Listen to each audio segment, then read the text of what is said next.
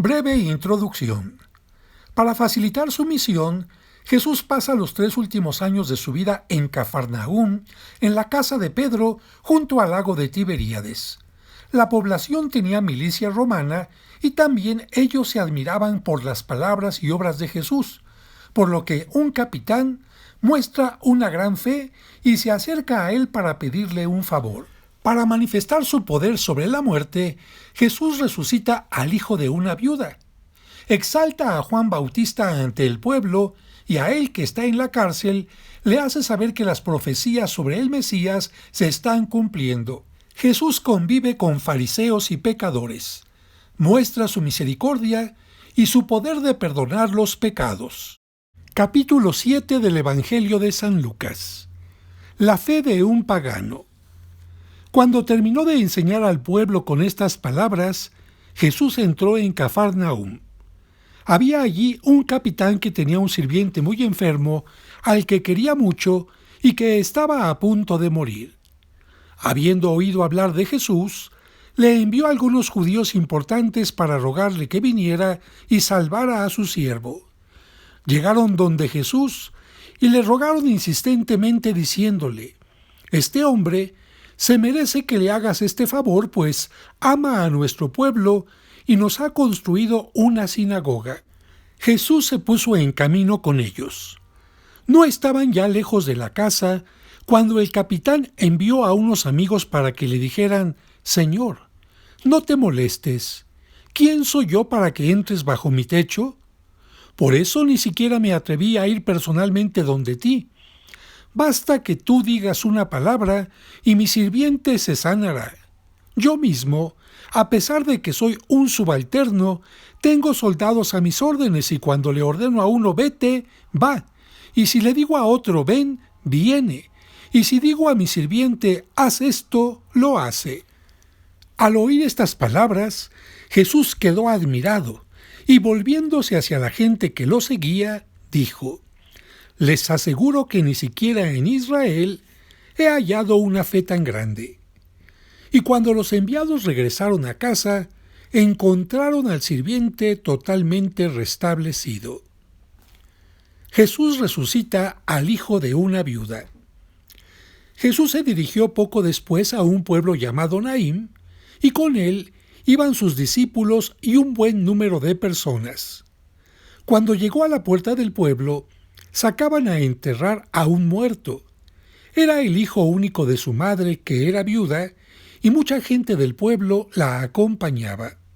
Al verla, el Señor se compadeció de ella y le dijo: «No llores». Después se acercó y tocó el féretro.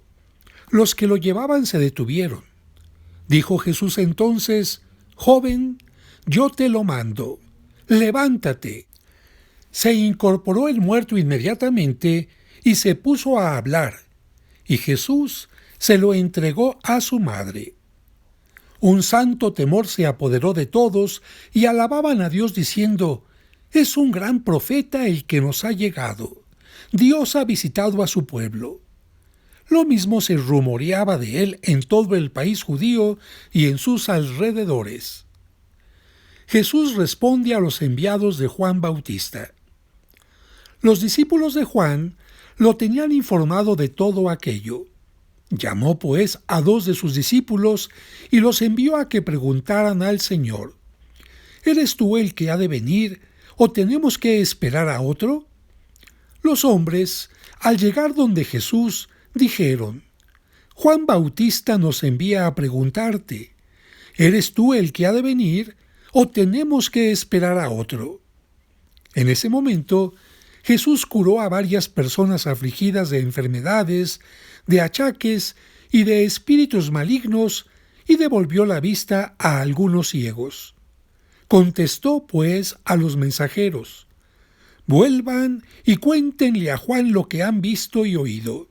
Los ciegos ven, los cojos andan, los leprosos quedan limpios, los sordos oyen, los muertos se despiertan, y una buena nueva llega a los pobres. Y dichoso aquel para quien yo no soy un motivo de escándalo». Los mensajeros se fueron Y Jesús empezó a hablar de Juan a la gente. Cuando ustedes salieron al desierto, ¿qué iban a ver? ¿Una caña agitada por el viento? ¿Qué iban a ver? ¿Un hombre con ropas finas? Pero los que visten ropas finas y tienen comida regia están en palacios. Entonces, ¿qué fueron a ver? ¿Un profeta? Eso sí, y créanme, más que profeta. Este es el hombre de quien la Escritura dice: ahora envío a mi mensajero delante de ti para que te preceda y te abra el camino. Yo les digo que entre los hijos de mujer no hay ninguno más grande que Juan Bautista, y sin embargo, el más pequeño en el reino de Dios es más que él. Todo el pueblo escuchó a Juan, incluso los publicanos. Confesaron sus faltas y recibieron su bautismo. En cambio, los fariseos y los maestros de la ley no pasaron por su bautismo y con esto desoyeron el llamado que Dios les dirigía. ¿Con quién puedo comparar a los hombres del tiempo presente? Son como niños sentados en la plaza que se quejan unos de otros. Les tocamos la flauta y no han bailado. Les cantamos canciones tristes y no han querido llorar.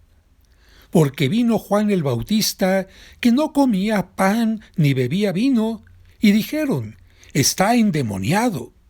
Luego vino el Hijo del Hombre, que come y bebe, y dicen: es un comilón y un borracho, amigo de cobradores de impuestos y de pecadores. Sin embargo, los hijos de la sabiduría las reconocen en su manera de actuar. El fariseo y la mujer pecadora. Un fariseo invitó a Jesús a comer. Entró en casa del fariseo y se reclinó en el sofá para comer. En aquel pueblo había una mujer conocida como una pecadora. Al enterarse de que Jesús estaba comiendo en casa del fariseo, tomó un frasco de perfume, se colocó detrás de él, a sus pies, y se puso a llorar. Sus lágrimas empezaron a regar los pies de Jesús y ella trató de secarlos con su cabello. Luego le besaba los pies y derramaba sobre ellos el perfume. Al ver esto, el fariseo que lo había invitado se dijo interiormente: si este hombre fuera profeta, sabría que la mujer que lo está tocando es una pecadora. Conocería a la mujer y lo que vale. Pero Jesús, tomando la palabra, le dijo: Simón, tengo algo que decirte. Simón contestó: habla, maestro. Y Jesús le dijo: un prestamista tenía 2 deudores. Uno le debía 500 monedas y el otro 50. Como no tenían con qué pagarle, les perdonó la deuda a ambos. ¿Cuál de los dos lo querrá más? Simón le contestó: pienso que aquel a quien le perdonó más. Y Jesús le dijo: has juzgado bien. Y volviéndose hacia la mujer, dijo a Simón: ¿ves a esta mujer? Cuando entré en tu casa no me ofreciste agua para los pies, mientras que ella me ha lavado los pies con sus lágrimas y me los ha secado con sus cabellos. Tú no me has recibido con un beso, pero ella, desde que entró, no ha dejado de cubrirme los pies de besos. Tú no me ungiste la cabeza con aceite. Ella, en cambio, ha derramado perfumes sobre mis pies. Por eso te digo que sus pecados, sus numerosos pecados, le quedan perdonados por el mucho amor que ha manifestado. En cambio, aquel al que se le perdona poco, demuestra poco amor. Jesús dijo después a la mujer: tus pecados te quedan perdonados. Y los que estaban con él a la mesa empezaron a pensar: ¿así que ahora pretende perdonar pecados? Pero de nuevo Jesús se dirigió a la mujer: tu fe te ha salvado. Vete en paz. Hasta aquí el capítulo 7 del Evangelio de San Lucas.